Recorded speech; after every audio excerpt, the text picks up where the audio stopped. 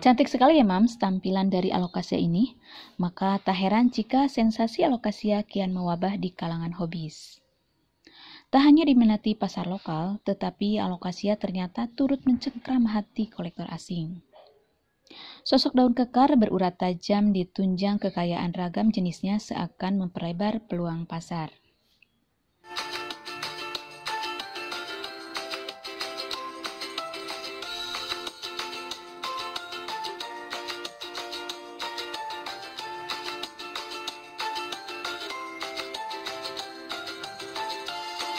Hai semuanya, Assalamualaikum.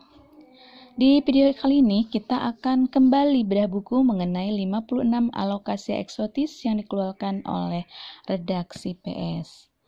Nah Mams, kalau di video pertama kita mengenal alokasia dari beragam bentuk daunnya, kemudian dilanjut dengan video kedua mengenal alokasia dari bentuk tangkai daunnya, dilanjut dengan video yang ketiga mengenal alokasia dari bentuk bunga dan bijinya.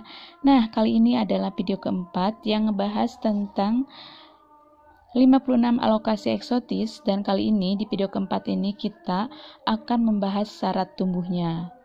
Nah, tanpa tahu syarat tumbuhnya dengan baik, maka kemungkinan gagalnya itu ada ya Mams, mungkin hanya berapa persen. Nah, dengan mengetahui syarat tumbuhnya, maka semoga kita dapatkan tanaman alokasia ini subur dan tumbuh dengan baik. Come on.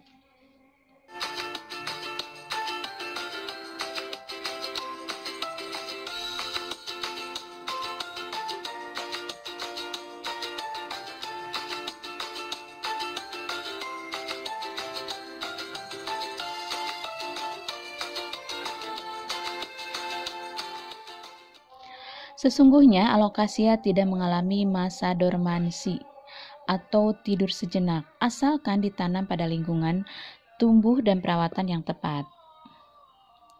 Sayangnya, hingga kini belum ada patokan perlakuan khusus untuk setiap jenis alokasia, sehingga sering sekali hobis harus mereka-reka perawatan apa yang paling tepat untuk alokasia kesayangannya. Sebenarnya alokasia termasuk tanaman bandel, terutama untuk jenis berukuran besar, lebih dari 1 meter. Di alam, alokasia tumbuh di antara serasah dedaunan dan naungan pepohonan. Ada juga yang hidup di lingkungan lembab, seperti dekat rawa atau sungai. Jenis tertentu juga ditemukan tumbuh di antara lereng dan perbukitan terjal. Jadi, tempat tumbuhnya alokasia ini bermacam-macam ya. Tetapi kebanyakan alokasia memang menyukai kelembaban, terutama pada kisaran 80-90%. Namun alokasia tidak menyukai media tanam yang tergenang. Juga aliran drainase dan sirkulasi udara baik menjadi persyaratan mutlak bagi pertumbuhan alokasia. Secara gamblang, alokasia mampu beradaptasi pada ketinggian 0-2000 mdpl. Alokasia cukup memiliki toleransi terhadap suhu yang berbeda, tetapi kebanyakan alokasia tumbuh toleran pada suhu antara 20-25 derajat Celcius. Jadi termasuk dalam suhu yang sejuk ya Mams.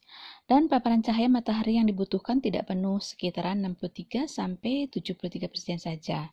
Tetapi ada juga alokasia yang betah di bawah naungan pohon atau naungan sesuatu dengan asupan matahari sekitar 30-45% saja. Nah, untuk jenis alokasi yang seperti ini yang hanya menerima asupan cahaya 30-45% saja, itu lebih cocok ditempatkan di dalam ruangan. Contohnya adalah alokasia cuprea dan alokasia reginula. Namun ada juga beberapa jenis alokasia, terutama alokasia yang berukuran besar, itu mereka lebih tahan berada di area terbuka yang terkena sinar matahari langsung.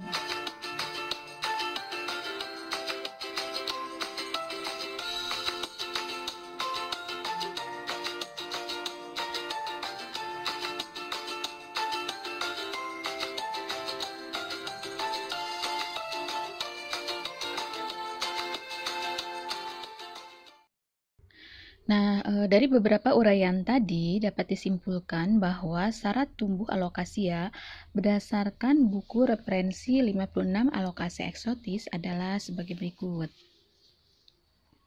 Yang pertama, bahwa syarat tumbuh alokasia tidak bisa disamakan antara jenis yang satu dengan jenis yang lain, karena mempunyai perbedaan karakteristik ya, Mams. Kemudian, syarat tumbuh yang kedua adalah kebanyakan alokasia menyukai kelembaban, tetapi mereka juga tidak menyukai media tanam yang tergenang. Jadi, suka lembab belum tentu juga dia suka yang tergenang ya. Kemudian syarat yang ketiga adalah kelembaban yang sesuai pada alokasia antara 80 sampai dengan 90%. Syarat tumbuh yang keempat adalah alokasia mampu beradaptasi pada ketinggian 0 sampai 2000 mdpl. Jadi dia bisa di dataran rendah, juga cocok sampai dengan pada ketinggian 2000 mdpl. Syarat yang kelimanya, bahwa alokasia ini cukup mempunyai toleransi terhadap suhu. Jadi dia mudah beradaptasi terhadap perbedaan suhu. Setiap jenis memiliki suhu ideal yang berbeda, dan setiap jenisnya itu berarti tidak bisa disamakan ya perlakuan pemberian suhunya. Tetapi pada umumnya menyukai suhu sejuk antara 20 sampai dengan 25 derajat Celcius.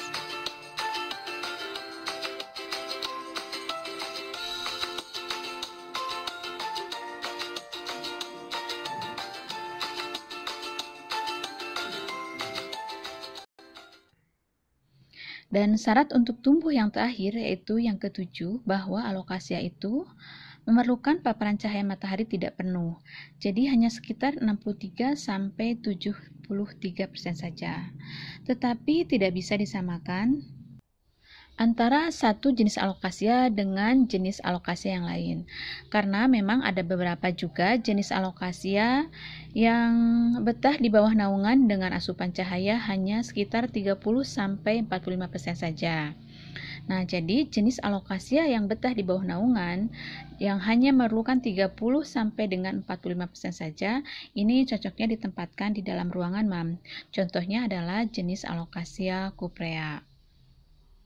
Nah, itu Mams 7 syarat untuk tumbuh alokasia. Dari kesimpulan tadi berarti bahwa bagaimana kita memperlakukan tanaman alokasia ini tidak bisa disamakan antara satu jenis dengan jenis yang lainnya. Mungkin kita perlu coba-coba dulu apakah pada alokasi yang kita tanam ini cocoknya dengan kondisi A, dengan kondisi B, atau kondisi C. Jadi perlu pengamatan terlebih dahulu ya, Mams.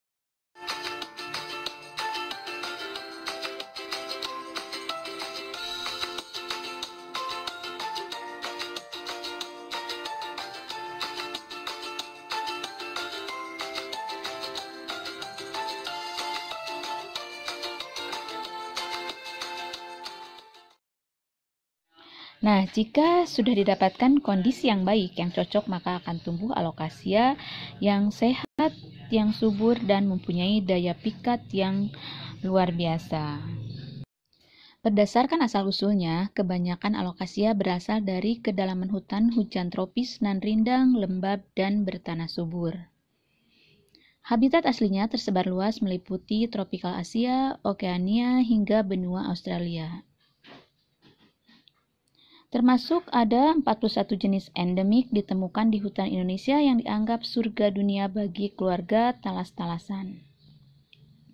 Hebatnya, sebaran alokasia di Indonesia hampir merata terdapat di setiap pulau besar, seperti di Sumatera, Jawa, Kalimantan, Sulawesi, dan Papua. Mungkin karena iklim tropis Indonesia yang ideal sangat menunjang menjamurnya perkembangan beragam jenis alokasia di tanah air.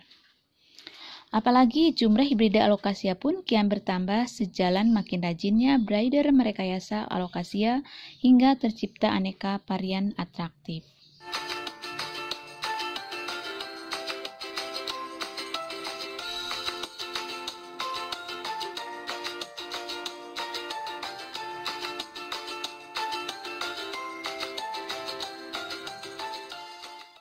Nah, para pecinta tanaman alokasia, itulah sedikit informasi mengenai syarat tumbuh tanaman alokasia yang dibedah dari buku 56 Alokasia Eksotis dari redaksi PS. Semoga bermanfaat. Assalamualaikum.